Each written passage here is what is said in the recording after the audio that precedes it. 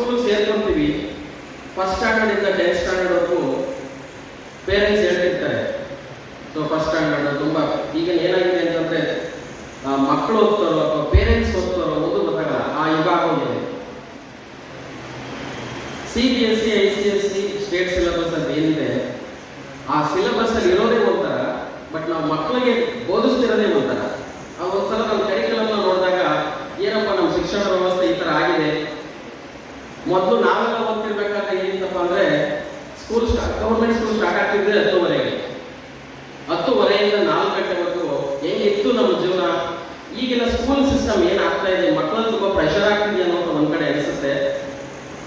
ಒಂದು ಕಡೆ ಮಕ್ಕಳಿಗೆ ಒತ್ತಡ, ಮತ್ತೆ ಒಳ್ಳೆ ಆಹಾರ ಸಿಗ್ತಾ ಇಲ್ಲ, ಮತ್ತು ಒಂದು ಒಳ್ಳೆ ಪೂರಕವಾದ ವಾತಾವರಣ ಇಲ್ಲ. ಈ 3 ಕೊರತೆ ಉಂಟಾಗಿ ಮಕ್ಕಳಲ್ಲಿ ಏನಾಗ್ತಾ ಇದೆ ಅಂದರೆ ಅವರು ಮೊಬೈಲ್ಗೆ ದಾಸೀನರಾಗಿದ್ದಾರೆ.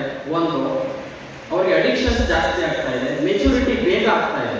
ಯಾಕೆಂದ್ರೆ ನಾವು ತಿನ್ನೋ ಆಹಾರ ಆ ಥರ ಇದೆ.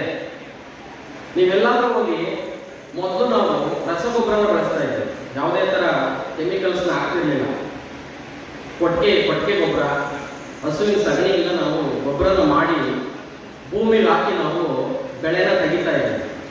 ಅವಾಗ ನಾವು ತಿಂತಿದ್ದಂಥ ಆಹಾರ ತುಂಬ ಸಾರಯುಕ್ತವಾಗಿತ್ತು, ಮತ್ತೆ ಸ್ವಲ್ಪ ತಿಂದರೆ ಸಾಕು ಹೊಟ್ಟೆ ಚೆನ್ನಾಗಿ ತುಂಬಿತ್ತು, ಆರೋಗ್ಯನೂ ಚೆನ್ನಾಗಿರ್ತಿತ್ತು. ಅವಾಗ ಶುಗರ್ ಅನ್ನೋದೇ ಇಲ್ಲ, ಅಥವಾ BP ಅನ್ನೋ ಕಾನ್ಸೆಪ್ಟೇ ಇರಲಿಲ್ಲ ಅವಾಗ. ಸೊ ಇತ್ತೀಚಿನ ದಿನ ಏನಾಗ್ತಾ ಇದೆ ಅಂದರೆ ನಾವು ತಿನ್ನೋ ಆಹಾರದಲ್ಲಿ ಯಾವುದೇ ಥರ ಪೋಷಕಾಂಶ ಇಲ್ಲದೇ ಇರೋದ್ರಿಂದ ಮೆಚುರಿಟಿ ಬೇಗ ಆಗ್ತಾ ಇದ್ದೀವಿ, ಮತ್ತೆ ನಮ್ಮ ಲೈಫ್ ಸ್ಪ್ಯಾನು ಕಡಿಮೆ ಆಗ್ತಾ ಇದೆ. ಮೆಚುರಿಟಿ ಬೇಗ ಆಗ್ತಿದ್ದೀವಿ, ಲೈಫ್ ಸ್ಪ್ಯಾನ್ ಕಡಿಮೆ ಆಗ್ತಿದೆ, ಆದರೆ ಸಾಧನೆ ಮಾಡಬೇಕು ಅನ್ನೋ ಛಲ ಒಬ್ಬರಲ್ಲೂ ಇಲ್ಲ. ಸೊ ಅದೇನಾಗ್ತಾ ಇದೆ ಅಂದರೆ ನಾವು ಒಂದು ಒಳ್ಳೆ ಉದ್ದೇಶನ ಇಟ್ಕೊಳಕ್ಕಾಗ್ತಿಲ್ಲ.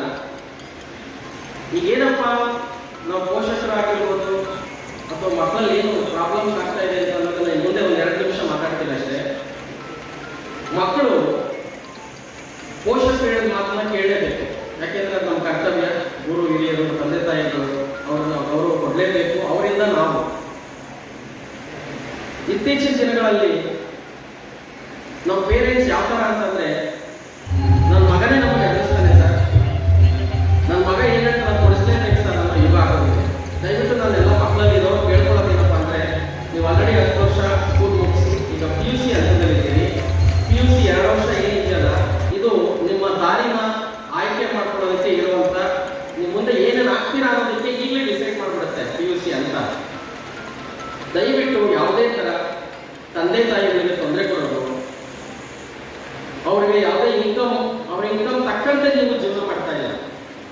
ಅವ್ರೇನು ಮಾಡ್ತಾರೆ, ಅಯ್ಯೋ ನನ್ನ ಮಕ್ಕಳನ್ನ ನಾನು ಸರಿಯಾಗಿ ನೋಡ್ಕೊಳಕ್ಕೆ ಆಗ್ತಿಲ್ವೇನೋ, ಮನೇಲಿ ಸರಿಯಾಗಿ ಸಾಕಕ್ಕೆ ಆಗ್ತಿಲ್ವೇನೋ ಅಂತ ಏನು ಮಾಡ್ತಾರೆ, ಸಾಲ ಮಾಡ್ತಾರೆ.